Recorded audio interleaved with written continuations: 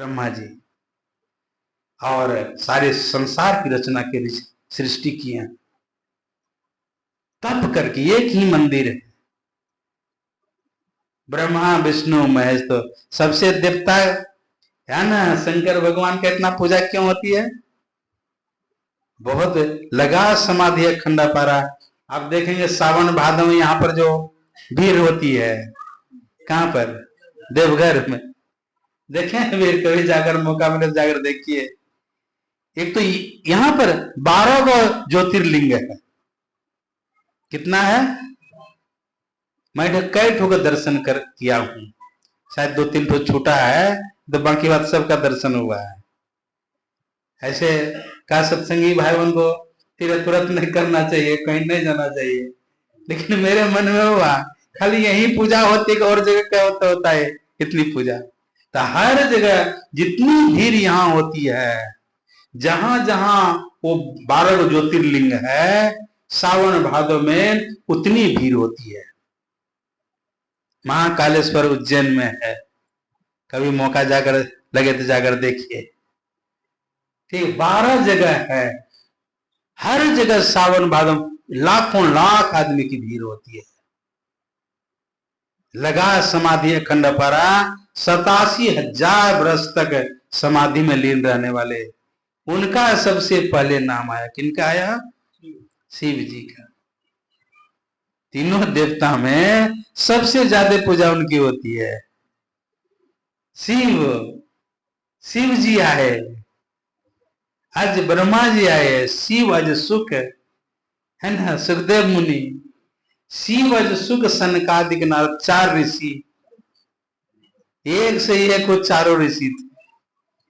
12 साल का ही रहता है, वो बूढ़ा नहीं होता है, समझ गए? शिव अज सुख सनकादिक नारद, जे मुनि ब्रह्म विचार विशारद, सबकर मत खगनायक यह, करिए राम पद पंकज नेहा। अगर उनमें प्रेम हो जाए, कैसा गौतम मुनि, अपनी पत्नी थी तो थोड़ा सा दया होनी चाहिए, लेकिन दया किया, जा तुम पत्थर बन जाओ। इंद्र को क्या श्राप दिया जानते हैं? तुम्हारे समूचे शरीर में भग हो जाए। तो क्या इंद्र का देखते हैं, देखने के लिए मिलता है फोटो उसका समूचे शरीर में है? मंदिर समूचे शरीर में भग। अरे जिसके लिए तुम मतलब इतना नीच काम किया, तुम्हारा शरीर में वही हो जाए, समूचा शरीर में भग हो गया उसका, दिखाने लायक नहीं। अहिल्या को श्राप दिया, तुम पत्थर बन जाओ। भगवान का भक्ति करने वाले देखिए, जड़ को क्या कर दिया? चेतन को जड़ कर दिया। चेतन ही न था, मनुष्य था, और क्या कर दिया? पत्थर बना दिया।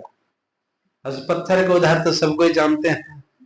भगवान राम जब जा रहे थे जनकपुर विश्वामित्र के साथ, उसी होकर के उनको तो उद्धार करना था, अहिल्या को उद्धार करना था। गए विश्वामित्र का, आज इसी निर्जन स्थान में रुकना है। कहा गुरुदेव यहां तो कोई व्यवस्था नहीं है। हाँ, वो जो पत्थर से आवाज आ रही थी, हे राम हे राम हे राम। राम जब पहुंचा वहां, कहा कौन पुकार रहा है हमको? तो विश्वामित्र ने कहा, देखो यही पुकार रही है। कब से पुकार रही थी उसको, हे राम हे राम हे राम। गए वहां, देखा, आदेश हुआ गुरुदेव का, थोड़ा सा चरण स्पर्श कर दो इसको। तो भगवान राम ने कहा, पराई स्त्री का स्पर्श करना ये मेरे बस की बात नहीं है, लेकिन गुरुदेव आपका आज्ञा है, आज्ञा समन सुसाहिब सेवा। गुरुदेव का आज्ञा का पालन हो। अपना चरण को जा करके वो पत्थर के ऊपर में रखते हैं, स्पर्श नहीं किया है। हवा वही, और चरण रज पड़ा उसमें, और फिर से मनुष्य बन गई। हाँ, ऊपर में, स्पर्श नहीं किया, ऊपर में रखे। यूट्यूब में तो दिखा देता है, मैं बहुत बार देखा हूं, लेकिन यूट्यूब में दिखा दिया, उसमें स्पर्श किया है। लेकिन आप अद्भुत रामायण और सब रामायण को पढ़ कर देखिए, स्पर्श नहीं किया है, ऊपर में रखे हैं। हाँ, वो धूल रजकन पड़ा और फिर से मनुष्य बन। देखिए, एक लाइन अगर रामचरितमानस का एक लाइन समझ जाए, जो चेतन कह जर करे, जो चेतन को जर कर सकते हैं, जो चेतन कह जर करई अजरई करई चेतन, अस समर्थ रघुनाथ भजई ते निर्धन, मस कहीं करें बिरंची प्रभु। अगर उनकी मौज हो तो क्या करेंगे हो? मस कहीं करें बिरंची, मच्छर को ब्रह्मा बना सकते हैं, क्या करेंगे वो? नहीं, मच्छर को ब्रह्मा बना सकते हैं। अब ब्रह्मा को मच्छर से भी तुक्ष कर सकते हैं, तो कितनी शक्ति है उस, बहुत सब शर्त दिया है इसमें। कमट पीठ जामे बरुबारा, कछुए के पीठ पर बाल उगावे, तो संभव है? आकाश में फूल फूल जाए? नहीं, जो क्या होते हैं, ओला होते हैं, अग्नि को न है, समझ गए? ऐसा सब दिया है उसमें। मसक कहीं करें विरंची प्रभु, अजहु मसकते हीन, अस समर्थ रघुनाथ हीन, भजे ही ते निर्धन। आज गुरु महाराज धन हो गए, ईश्वर की भक्ति की है।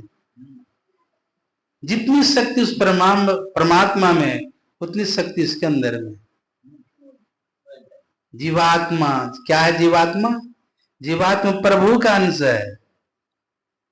तो जो प्रभु का अंश है और संसार में खाक छान रहा है, नहीं, विविध भांति के कर्म जगत में जीवन घेरी फंसाता है, नहीं, देखिए खाक छान रहा है, किनका अंश है?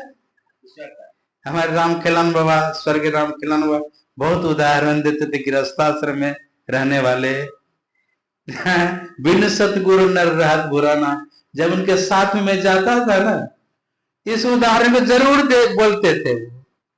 बिन सतगुरु नर रहत भुलाना, खोजत फिरत रहा नहीं जाना।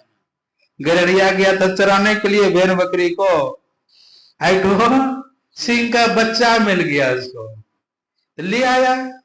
जब लाया तो भेड़ बकरी के संग में वो अपने हमको समझता भेड़ बकरी, बड़ा हो गया, ठीक है, वैसे भेड़ बकरी के तरह ही। एक दिन जब फिर ले गया चराने के लिए, तो सिंह देखता है मेरा बच्चा है और क्या कर रहा हूं, भेड़ बकरी के संग में, दुख होगा कि नहीं? झपट के पकड़ लिया उसका, भेड़ बकरी सब भाग गई सब। जब पकड़ा उसको, थर थर कांपने लगा वो। सब दिन अपने आप को भेड़ बकरी समझ रखा था ना वो, उसको पकड़ के ले गया तालाब के पास, और अपना परछाई दिखाता है तालाब में, और उसको दिखाता है, कार्य तुम तो मेरा अंश हो। जब सिंह जब दहाड़ा, तो बच्चा भी दहाड़ना शुरू कर दिया, समझ गए? मेरा अंश हो, मेरा बच्चा हो, और तुम भेड़ बकरी के संग में। तो हम लोग भी ठीक जो है किनके संग में है? भेड़ बकरी के संग में। जो देख रहे हैं ना, आंख कान नाक जीवा जो पंच विषय, अपने आप को भूल गए हैं। कौन याद दिलाएंगे? सिंह रूपी संत आते हैं और याद दिलाते हैं, तुम जो है भेड़ बकरी का बच्चा नहीं हो, तुम भेड़ बकरी नहीं हो, क्या हो? तुम सिंह हो। बिन सतगुर नर रहत भुलाना, खोजत फिरत राह नहीं जाना। हम जीवात्मा प्रभु का अंश है। जिस अंश नभ को देखिए, घट मट प्रपंचन जब मिटे, नहीं अंश कहना चाहिए, अब भक्ति जो आप करेंगे, जीवात्मा के ऊपर से अंधकार का पर्दा है, प्रकाश का है, शब्द का है। यही तीन पर्दा को हटा दीजिए, जितनी शक्ति परमात्मा में है उतनी शक्ति आपके अंदर में है। आप अगर चाहेंगे नई सृष्टि कर सकते हैं, आप अगर चाहेंगे कोई मरा हुआ जिंदा कर सकते हैं। ढेरी उदाहरण है। गुरु महाराज बवन गांव में मरा हुआ बच्चा को जिंदा कर दिए। बाबा देवी साहब मुर्दा को सब भागे, तुम काहे सोए हो, लाठी से उड़ा मारा और भाग गए, मुर्दा भी उठ करके। समझ गए? जितनी शक्ति परमात्मा में, मुर्दा का जिंदा होने के लिए जिंदा हो जाएगा। संत की मौज होनी चाहिए, ठीक है। अगर संत खुश हो जाए तो, संत हृदय नवनीत समाना, कहा कबिन पे कहीं जाना, निज प्रताप दरबह नवनीता, पर दुख दरबह संत सुपनीता। दूसरे को दुख को देकर संत पिघल जाते हैं। पदावली को पढ़िए, जीव हित आप ही आवे, किसके लिए आएंगे? जीव का कल्याण करने के लिए आए। जीव हित आप ही आवे, जीव के कल्याण करने के लिए ऐसे संत आते हैं।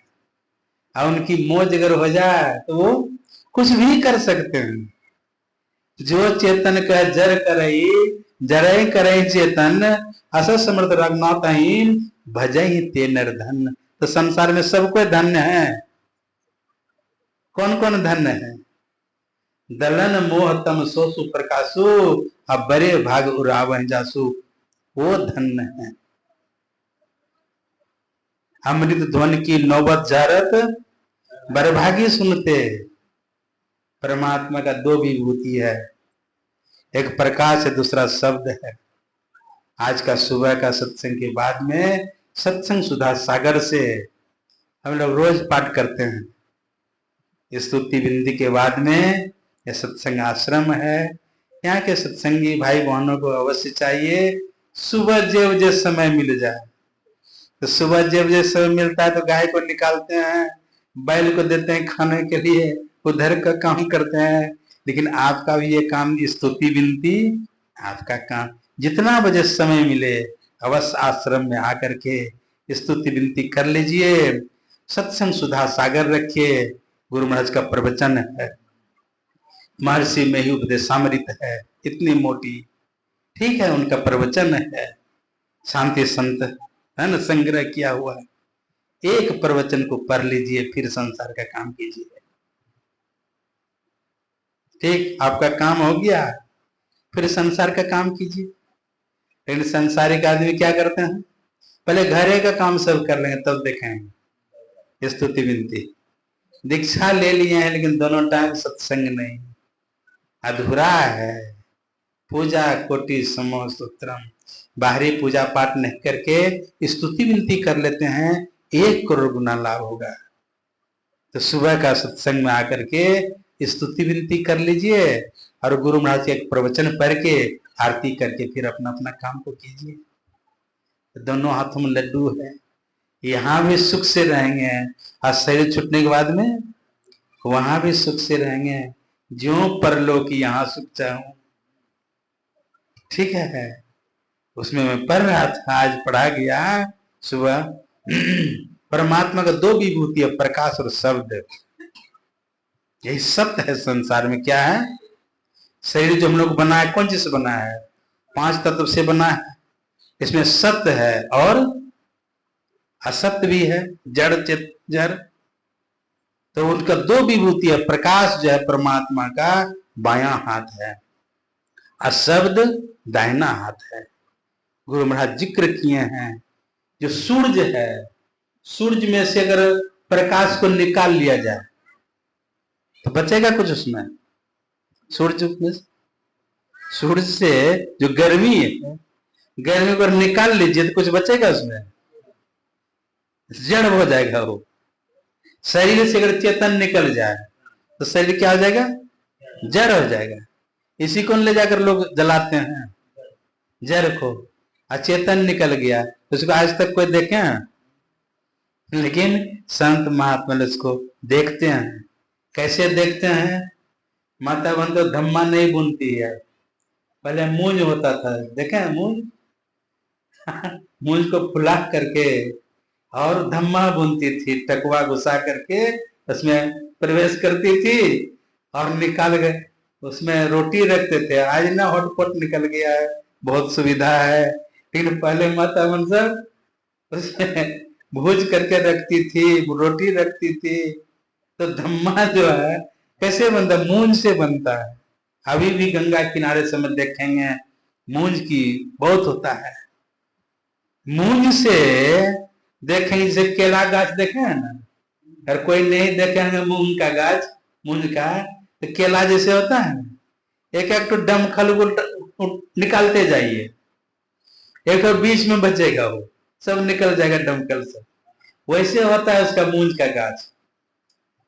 निकालती है माता बहन, उससे धम्मा बुनती है। संत महात्मा लोग उस मूंज से सीख को निकाल लेते हैं और रह जाता है।